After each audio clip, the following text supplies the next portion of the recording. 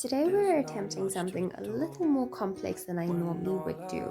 You need tomatoes, rice. I'm using meat, but you are more than welcome to go vegetarian, use chicken. I've got potatoes. I'm using all sorts of different Indian spices. Tons of them are fresh. We're using them in the forms of chili powder and that sort of thing. As usual, we start with my famous base, which is to chop up the garlic really, really finely.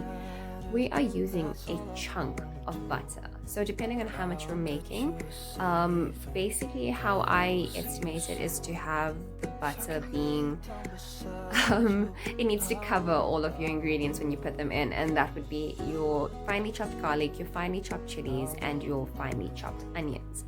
So into that, I normally would just let that kind of saute, but for this one here, I'm putting a bit of bay leaves into it, and I'm putting mustard seeds and I'm putting coriander seeds into the butter so that it infuses the mixture as much as possible.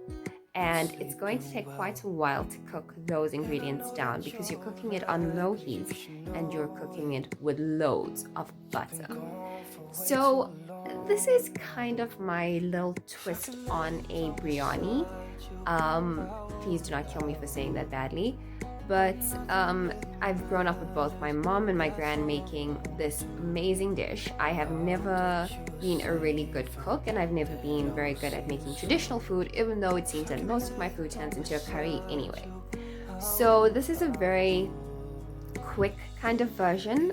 But as you can see, I'm cooking down the butter, and to that I'm going to add my spices, which is basically just my salt, my chili powder. I've put some ginger powder into it, and you just want to get as many fragrant and flavorful spices as you possibly can into this, and you let that cook down.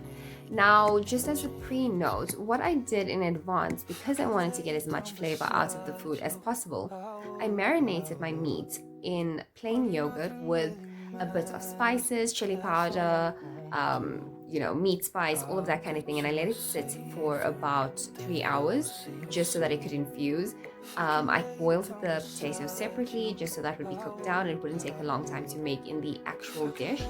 And I pre-cooked my rice and my mixed vegetables. So all I had to do was basically assemble the dish, and you want to cook the meat down before you add in the potatoes and the rice. So you want to create almost a curry base and then mix it all up together, and this is what you get. You can put it into the oven for a little bit if you need to, otherwise it's pretty much done. I hadn't made this dish for my brother in maybe 4 years, and he was quite happy with it.